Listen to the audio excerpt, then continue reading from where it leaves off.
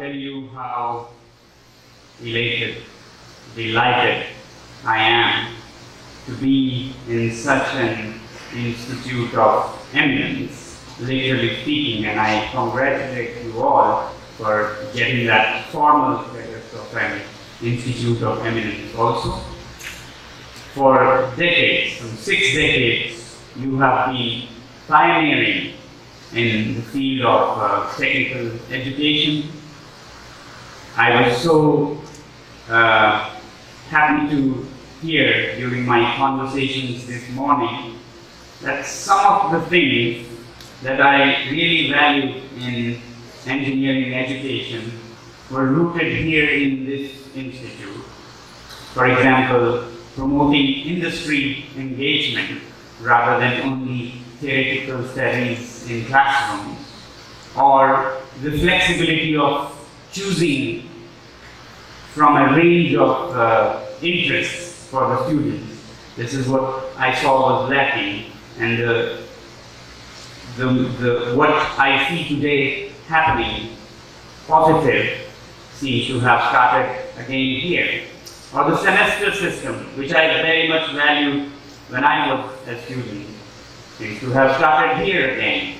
So I'm really happy that you all have been part of such an amazing pioneering institute. Congratulations, first of all, for that, for being part of such a great movement.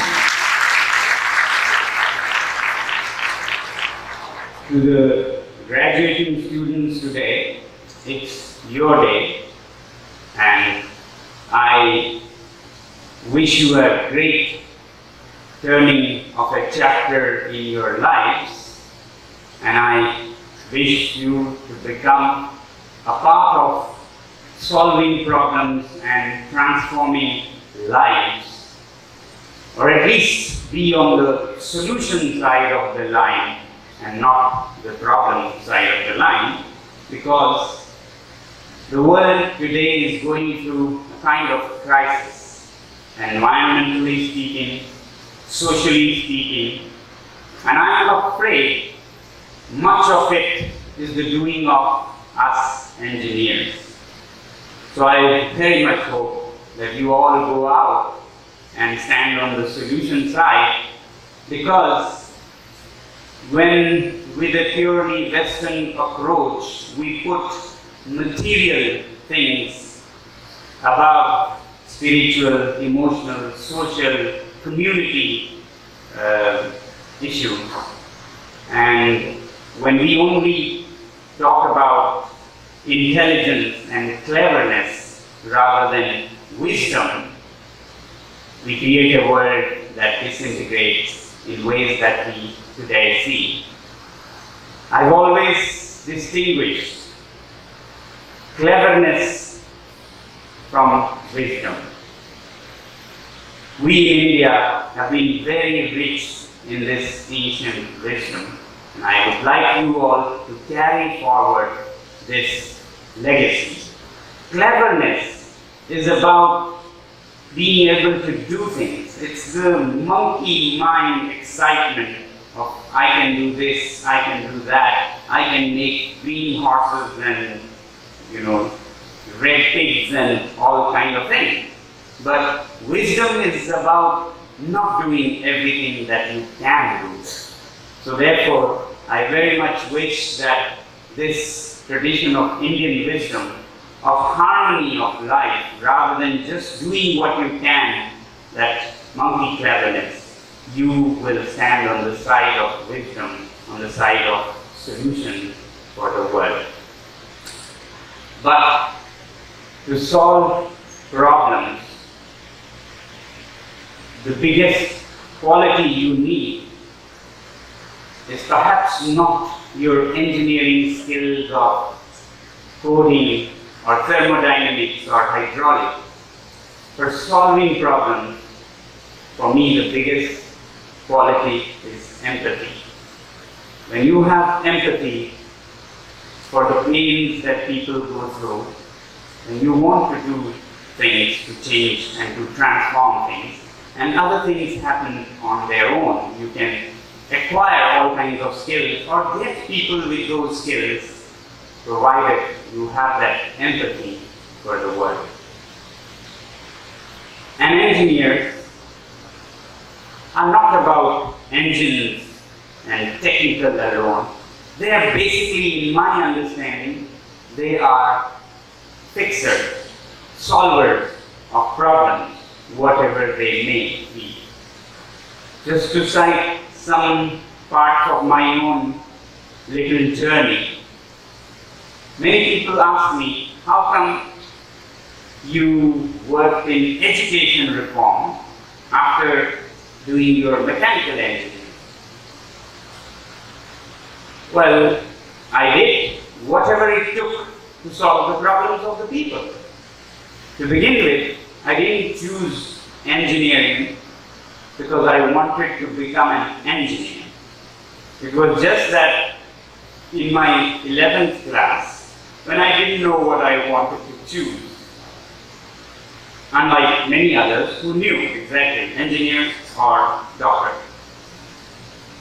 I stumbled upon this chapter on optics, light, in my physics subject, and I took fancy about it because I thought I could use these contraptions like mirrors, lenses, concave and convex and all such things to solve problems of cold in a place like Ladakh, to grow vegetables in winters in cellars underground, and therefore I started asking people, where can I follow and study more about these?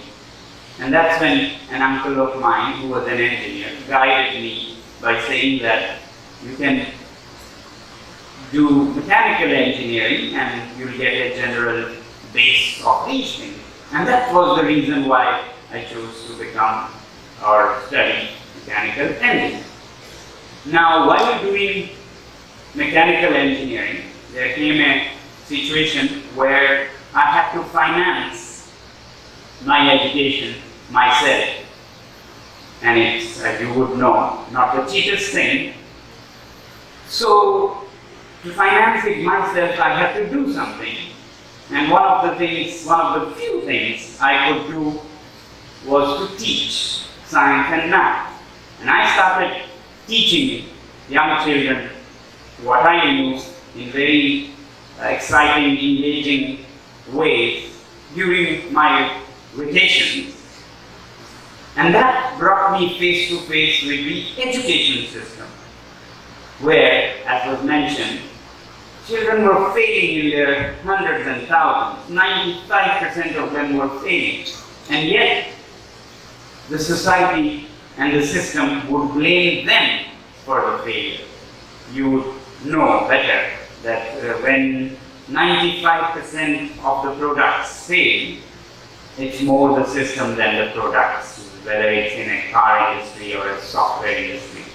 So, I started getting moved by this situation again to change this painful situation that put such otherwise bright and enthusiastic students. This was the second thing I learned, that these students who were blamed for everything that was not their doing were so bright and so enthusiastic when they were taught in the ways that they learned and not the way that they were taught. And therefore I got into education reforms, because I thought instead of adding another engineer to the long queues at employment exchanges, I would rather change this system that would set free so many bright minds who are leashed and who are shackled. And that took me on a journey of education reform as soon as I finished my engineering. But it's not that engineering doesn't come handy when you find solutions for such problems. Engineering is about creating systems, thinking of and observing and finding solutions to systemic problems, and putting in place systems that work just like a mechanical system. It could be a social, educational, management one. So I started this reform in schools, particularly the government schools, because that's where our nation studies, the bulk of our nation. And I saw, as an engineer, that the root cause was not in ministers and commissioners, and therefore, by convincing a minister or a commissioner to change the system, it wouldn't work. Because even if they are friendly or happen to be a relative, they could do you a favor, but the next minister or the commissioner would set it all back again to whatever pleases the people. So I understood that in a democratic system, it's the people that actually lead the leader rather than the other way. It's only when the priorities of the people are changed that the commissioners and ministers will change their policies. So democracy works like that. You have to change the programming of the people at large, and then the elected leaders will change their priorities, and then the bureaucracy will follow. Now, how to change the priorities of the people? That was an engineering observation, but how do you solve it? You could have scholars and, wise people preaching people that education is important, but most of the time, such people, scholars and experts, neither have the time nor the skill to engage people. So how do you solve that? Well, often the solution lies in the problem itself, and engineers should recognize that. So I saw that while this problem was producing lots of failures every year, 95% if you remember, and they are all young, energetic, enthusiastic teenagers who are made to feel down and depressed and maybe even suicidal. Why not give them a challenge, an interesting, worthwhile mission to be on? So we got them together and trained them as what I call the ants army. These are helpless, otherwise helpless little people like ants, but then when they work in a team, they can achieve a lot of things. So rather than only looking for experts and their consultants and so on, we looked at these helpless beings who were rejected by the system, the little ones. And I like poetry in Hindi and Urdu, so I took inspiration from this couplet from Rahim. Rahiman dekh bade ko लघु न दीजिए डाल, बड़े को देख के छोटे को ना छोड़ दीजिएगा, जहां काम आए है सुई का करे तलवार. So that was a great inspiration. When he says, when you are faced with big people, experts and scholars, don't forget the little ones, where you need a needle and a sword of the biggest and brightest kind will not help you stitch your clothes if there is a repair needed. So we train these teenagers, and they are so enthusiastic. They can sing, they can dance, they can make street theater around the issues, why there is failure in education, and how can people change it if they only ask their leaders, not for kerosene, not for goals and handouts and subsidies, but for education everywhere. And these ants then spread out in every corner of a difficult terrain like Ladakh, changing people's priorities from rice and kerosene to schools and good quality education. And very soon you could see that the leaders who would come would all hear not kerosene, not rice as they used to, and were happy to deliver and get all their votes. They were demanding education. And therefore they had to run from pillar to post to cater to this. And that made the bureaucracy work for education. And that made the schools, teachers, all officials work. And that's what then made a policy change whereby the government started changing things in government schools. And that finally led to increase in pass rates, but more than that, joyful childhood for children. So therefore you see, if you apply your engineering mind, you can get a whole system or policies of a government change, not directly as an engineer, but the government changes its policy because the people change their priorities, but people change their priorities because these otherwise helpless ants went and changed their priorities, and that system worked because you could apply some principles of creative engineering.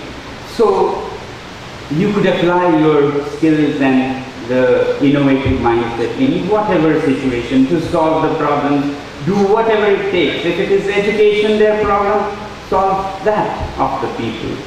Of course, later it so changed that when we had solved teachers' trainings and textbooks and people's participation, there came a time when we saw that the buildings were such a punishing difficulty in such cold places. The buildings would be as cold as the outdoors, -20 outside and -10 inside, and students would be made to write their exams in such cold environment. Your fingers go numb, you can't write, and yet the cruel system judges you by what you have written in the paper.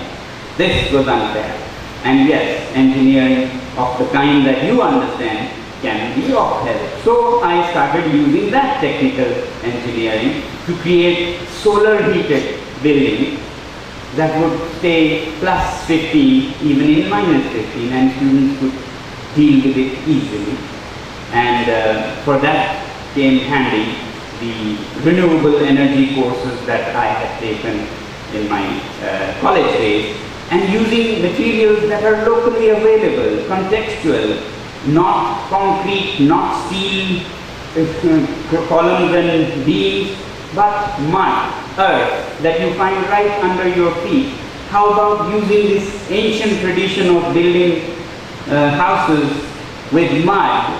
There's nothing wrong with it. Don't be arrogant engineers who discard the past and then land into new disasters. So something that has worked for centuries, millennia, must have something good. How can we not throw the baby with the bathwater and actually add to that what science now teaches us? So we started perfecting earth building, mud building in modern ways, so that today not only do we create schools, but even the richest people, the luxury resorts go for mud buildings because they have started to respect it once again.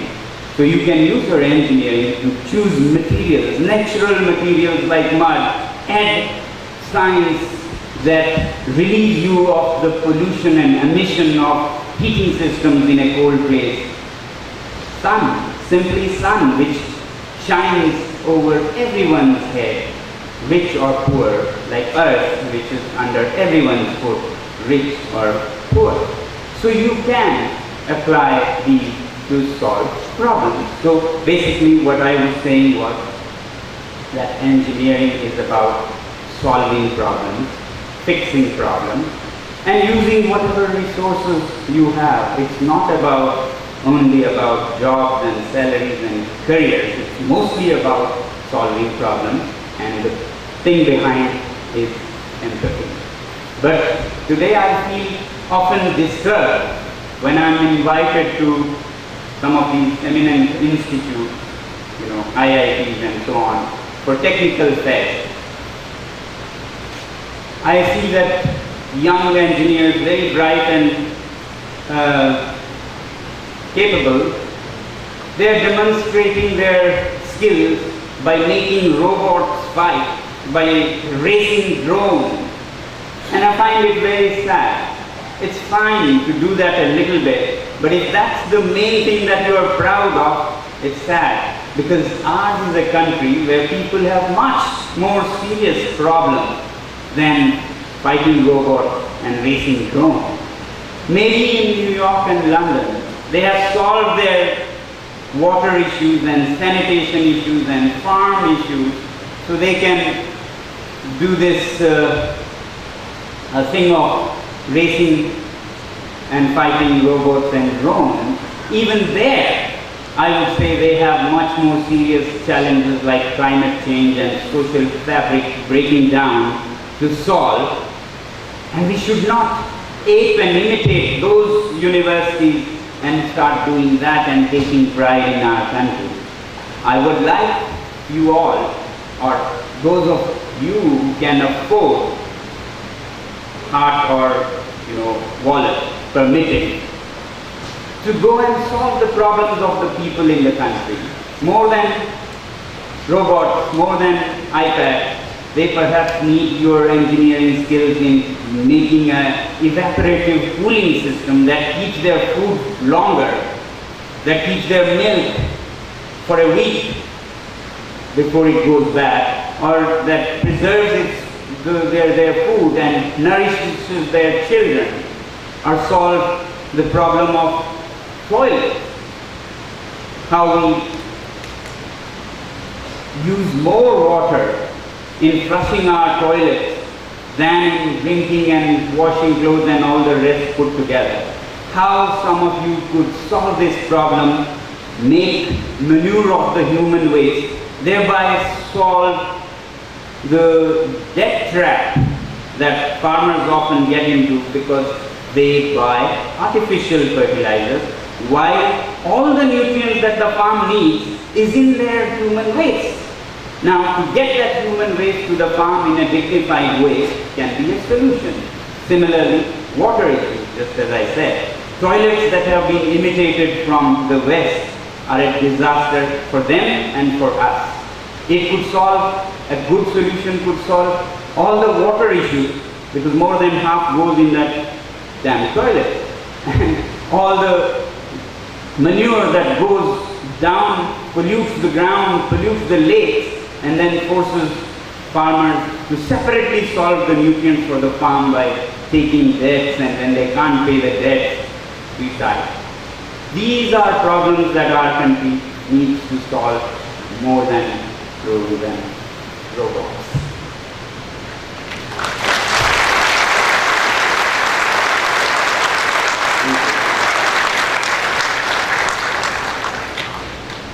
I'm also disturbed when I see so many young engineers who come out, all dreaming to go to California or New York or London.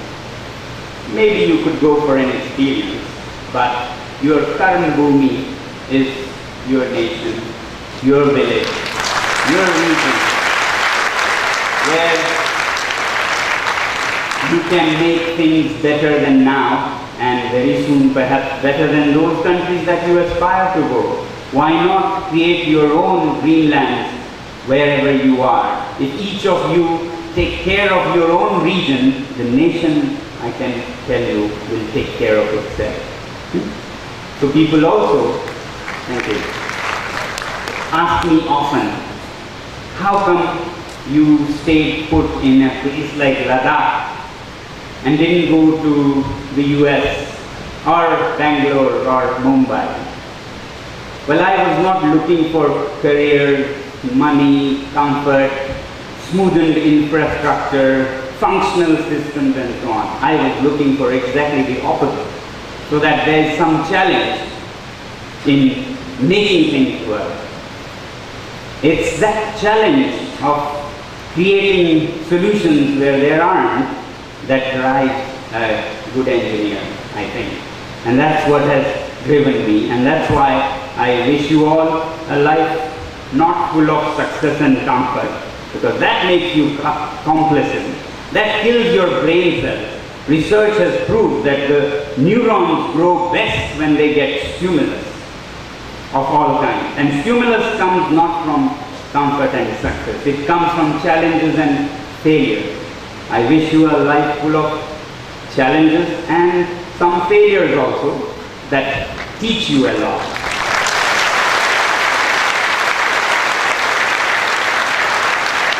Because when you take failures as a source of learning, you take risks.